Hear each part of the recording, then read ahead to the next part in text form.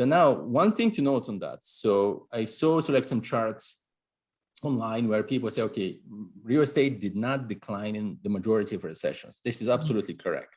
Yeah. But the question is more why? Because so I don't have like good price history before 1975 myself. I mean, I could do it just for broad US or something, but I kind of started 1975. So 45 years back, it's 47. So from that point, it's hard.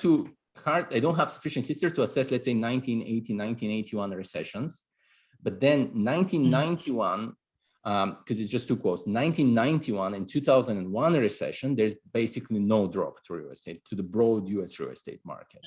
And so, but if you look at the valuations, so the same valuations that they compute for GFC for now as well, the US real estate was actually even slightly undervalued both times. So it was negative. It was like below its fundamentals. Now, undervalued real estate doesn't drop in recessions. That's been seen during global financial crisis. There were around 12 states in global financial crisis that were undervalued, including Texas at the time, by the way. And they had an average drop of 4%. 4% was also incomes kind of drop in a recession. So let's say one can look at it in normalized by income terms. It's like valuations kind of don't drop as if, kind of like stay the same. So it's like something like this. So it's actually, so I don't expect undervalued real estate to drop in a recession at all. Fairly valued could, if there's a very broad correction and just kind of randomly, okay, something that's fairly valued could go a little bit down. And that was the case then as well. Fairly valued markets did drop during global financial crisis. And then overvalued ones dropped a lot. And so, but the prior recessions, US real estate were actually below its fundamentals. And then it came to GFC, US real estate was 20% above its fundamentals. And the broad nationwide drop was around 20%, actually roughly the same. And then there were like 4 states that were very overvalued: California, Florida, and Arizona, and Nevada. And they were like in like 40 to 60% positive valuation, like overvalued compared to their historical trend. And they dropped actually very much in line. So like 41 to 56%.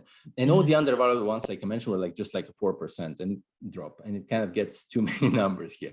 But then it's right. So that's so my expectation again, like in this sense, I definitely don't expect undervalued markets to decline, because that just doesn't seem to happen with real estate. Real estate is very sticky on the downside. It's not like the stock market, like prices kind of stay the same. So like when people say, like, for example, if interest rates are rising and they say that could put downward pressure to prices, I don't think it does. I think it does for markets that are overvalued. I think otherwise prices stay the same. And so now the question now to your question, now which markets are overvalued? Well, let's start with just like quickly, like let's start with like through the beginning of 2021. So there were like different studies. There's Bloomberg Economics. They published a study for different countries, published by an economist called Niraj Shah. And then there were like other studies. And so beginning of 2021, US real estate was fairly valued, like right around 100. It's quite interesting. Like most people thought it's very expensive at the time, but broadly, like nationwide, right on around 100. And and on the contrary, like Canada, and they're the so-called scans economies. So scans economies they're like commodity exporters with independent central banks. Like so Canada, Sweden, Australia, Norway, New Zealand. So they had very overvalued real estate. That's been since 2018.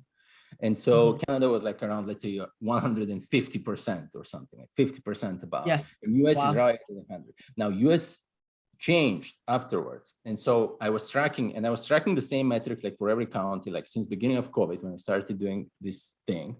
And so I had like, those metrics for that period. I was tracking every quarter, and they were roughly the same.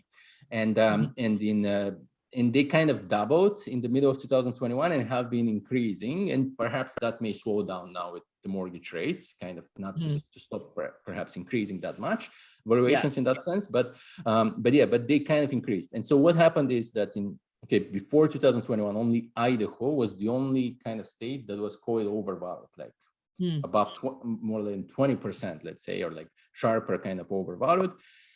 And there were, like very well-performing states like Texas and Florida were like 8 to 10% valuation positive for like 4 years consistently. And the same 8 to 10% is now 22% for Florida and Texas. So that's kind of the change with inflation that people are seeing. But generally it is Western states. I don't want to get into specific markets, but Western states, the 6 states to the west, like Idaho, Arizona, Nevada, Utah, Colorado, Washington, kind of, and then to some extent, Florida and Texas, to a lesser extent, perhaps, than those smaller Western states, have some degree of overvaluation. Now, it doesn't mean it's really bad, but there is they have also performed the best. So they're the best markets. So it's also, if I run appreciation forecast for them, it's the best appreciation forecast, but it's just something to consider. There's also like the thing that if something is overvalued, doesn't mean it's going to correct. Prices could also in theory stay the same, or not. I would say we could have like income super growth. That was kind of some of my hope with inflation, that okay, inflation drove some of the asset prices above their fundamentals, but if really income catches up, then that could resolve partially at least. But so far it hasn't happened. Now, if income, let's say, was to experience some kind of super growth, to grow really strongly, then some of that could resolve. If also on the contrary, prices don't decline, but let's say they become kind of stagnant, or they just stay the same for a few years, and then income catches up, then that could be another way to kind of leave the overvaluation. Those are very possible scenarios really with real estate.